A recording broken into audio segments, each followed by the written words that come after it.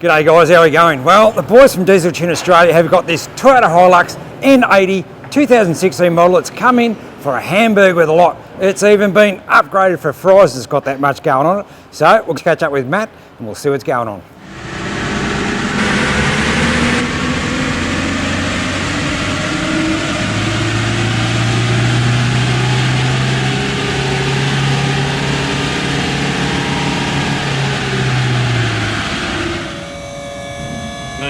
Well, mate, Well, the boys are about to start on this Hilux. They are, mate, yep. Got this N80 Hilux that's come in for a hamburger with a lot. Yep. Even got a fries upgrade, so it's got everything going on it. So what have we got going, mate? Where's it all going to start? Well, this customer's going to do a lot of towing with this car. He's going to do the lap. He wants to make sure that everything in there is set up for that towing a big van. So we're going to start off by putting a heavy-duty clutch in it. Toyotas in history had always needed clutch upgrades when every time you hotted them up a bit. The N80 is much better, but still we find that the clutch upgrades are required, especially with what we're going to do to this one. Yep, got extra power in it, so yeah, handle it a bit more. So that's really the first stage, have the gearbox come out and the clutch get fitted up to it. Righto. So what other bits and pieces we've got going there, mate? We're going with the Process West catch can, which your viewers would have seen these before. Good quality bit of kit, moulded hoses, billet construction, made in Sydney, designed for the car, so it just bolts up really nice. Yep. And that'll take that dirty air out of the intercooler and out of the inlet manifold and stop it from all sooting up. Keep it all nice and clean inside. Yeah.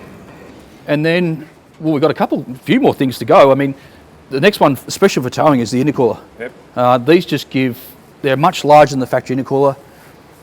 An intercooler is actually a heat soak. So the bigger it is, the more heat it sucks out of the air. And that's what we want to try and do. We want to try and get nice, cold, dense air into the engine. That's how you're going to make the most power. Yep. So something like this won't actually give you more power on the dyno, so we don't see any gains, but it's much more consistent. So when you get to halfway up the hill, the thing's still got plenty of go. Yep. As opposed to rolling back down a couple of gear to try and get up the hill, these things just suck up the heat and just give you the power that you need. And then that moves us to the next thing, the turbocharger. Now this is something that hasn't really been done before with one of these cars. It's a high-flowed turbocharger. So this is a brand new Toyota turbo that we've, through TorqueMax, we've high-flowed it.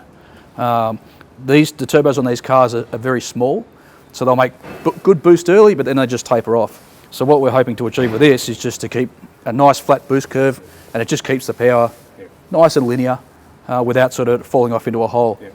Much like the Ranger. The Ranger has benefited greatly from us replacing the turbocharger, and I believe these things will too.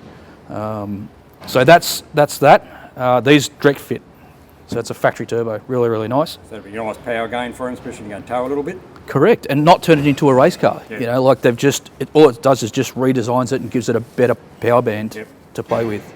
Unreal. So and then, where's it going to finish off with? The exhaust. And change the exhaust as well? Yep, so we're going to put a Pacemaker Exhaust on it just to get the exhaust gases out. Unreal. And then it'll go on the dyno for a custom dyno tune, and we'll see what Marty can get out of it. Well, I've already done the pre-run on the dyno, so I'll be pretty keen to see what the end results are. The boys are about to get started on, so yep. No, it's good. I mean, they're a popular car, so you know something like this is a really good upgrade for one of these things. All right. Looks good. Let's get into it. Good on you. The gearbox comes out and the removal of the standard clutch. All right, Matt, so the original clutch has now come out. Yep. This is the new assembly that's going to go in. Yep. Now you mentioned before you're going to upgrade this because of the extra power that's going to go through the vehicle. Correct. Once it's all finished.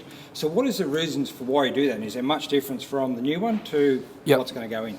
The main difference with these, and in a heavy duty clutch, the main difference is really in the clutch cover, so this is a factory cover, and if you look closer later on, that you'll see there's some hot heat spots in it. So it has actually slipped, and that's probably you'll find that he's taking away with the caravan and just pulled up, just taken off from the caravan, and that's what's happened. Yep. And these are completely different items. So this is an aftermarket. It's probably adapted off a truck or something like that, to be honest. But they're then engineered with a lot more spring pressure inside there, or clamp load. So when this clutch gets bolted down onto the plate, onto the flywheel, there's a heap more load on that clutch plate. So when your foot's off the clutch, all the spring loading is biting that plate into that flywheel, which is transmitting the power. Yeah. The factory one doesn't literally have enough clamp load. So the engine torque will overload the friction between that plate and these two parts here. Yep. Whereas not with this one, yeah. Yep. But so the upgraded version's going to be a lot better for him. One, for the extra power, yep. and certainly two, when he gets that big caravan hang off the back of it. Well, yeah, I mean, you could still hurt the clutch if you're not careful, if you do dumb stuff with it, because now you've got something that's it just wants to grip. So you've still got to drive it with sensibly. Yeah. But NPC do a really good clutch. That's one of the clutches we use, and you'll see that there they've supplied a heavy-duty billet steel flywheel as well. So really good quality bit of kit, and you'll find that that clutch plate won't bolt onto that. Right. Yeah. So whatever this clutch plate was originally off, whether, as I said, probably a truck or something, they've now drilled that or made that flywheel to suit that cover. Yeah. And then the factory plate. So it's pretty good what they do. Like the engineering that goes into it is good, yeah. But it's not rocket science either, right? In terms of what they've had to do. Yeah. There is some smarts in this, definitely. In goes the new flywheel and the clutch assembly.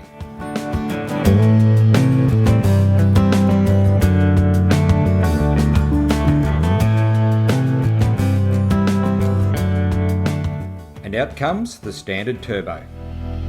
Right, mate, so we've got the standard turbo out. Yep. This is now the next stage it's going to go in. What is the difference between these two turbos? Yeah, sure. So this is our high flow version, Torque Max turbo version of the factory turbo. So we start off with a brand new Toyota turbo, and then we get it all, we increase the compressor wheel here size, and you'll see that in the photos later, for increased airflow. You can certainly see the difference between the two. Oh, it's huge. Yeah. Yep. But again, we don't want to turn it into a race car. It's well matched to increase the airflow, and just the factory turbocharger, what that does is it makes boost nice and early, but then it just falls off. And that's what happens to the power, right? So you've got a big burst of power, then after that it just falls in a hole. And that's where something like this really can help give you a much broader power band by maintaining the boost all the way through. Whereas this one drops the boost off, this one holds the boost flat. And that's how we can make the power. We're not going to be running much more boost than we would be with that turbo, but because we can hold it for that whole period, you've just got a much broader power band to use, especially with the van on the back and towing and overtaking, that sort of stuff. It's just brilliant. Well, let's get this new one in and get this new one whistling, eh? Yeah, that's it. Right. Easy. The new upgraded turbo goes in and the standard intercooler comes out. Right, mate, we're now getting into the closing stages of all this work getting done. Yeah.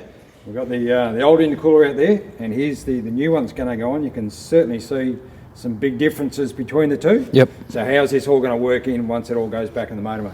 So this is a direct fit kit from Process West. The intercooler itself is a welded cast tank, so you don't have any of these press tanks which can leak. Yep. Also, it's quite a robust core, whereas the factory cores are known to split. So that's something that, this is not going to happen with that intercooler.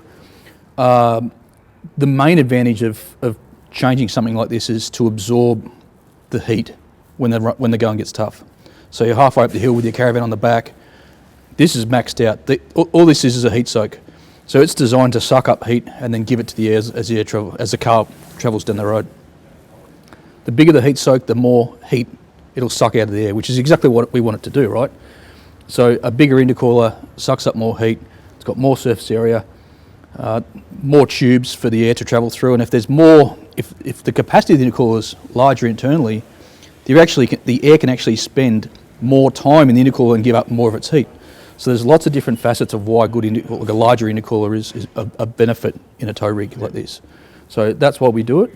As I think we've talked about in the past, that won't actually give you any more power in the dyno. But what it does do is give more consistent power. We can just do run after run after run, and the thing just makes the same power every time. Yeah. Which, in the world of driving a car in the real world, going up a hill with a caravan on the back, you want that consistent power. And that's why something like this is super important if you're going to tow a car. Yeah. Even if you don't tune it, even if you don't do anything else, an upgraded intercooler is a really good modification you can make to your vehicle that's going to pay off straight away. So can you do one without the other? So can you do, so it's okay to just do the intercooler on its own, or do you need the turbo, or can you do the turbo just by himself without the intercooler? Well, they need to complement both.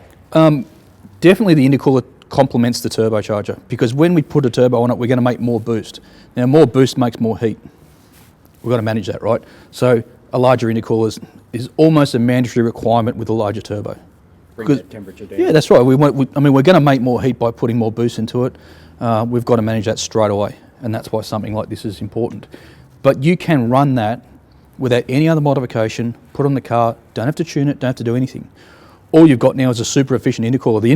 This intercooler would still work the same if it was in the middle of, the North Pole, right? It goes, I'm super cold, I'm getting rid of all the heat. This is just doing it all the time. Yeah.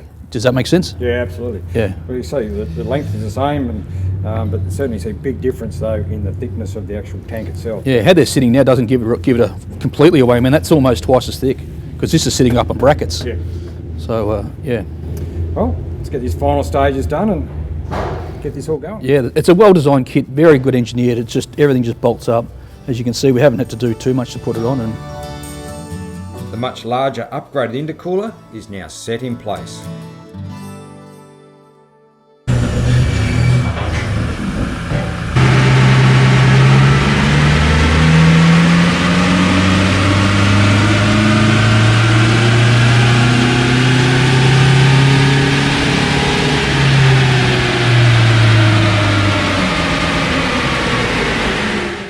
Right, mate, so prior to the work getting started on this 2.8 litre N80 Toyota Hilux, it was only putting out 83 kilowatts of the back wheels, but now it's had all these performance bits and pieces bolted on, finished off with a custom dyno tune. Yep. It's now increased up to 117 kilowatts. It's a fairly decent increase, isn't it? yeah, well, that's a 40% gain in power.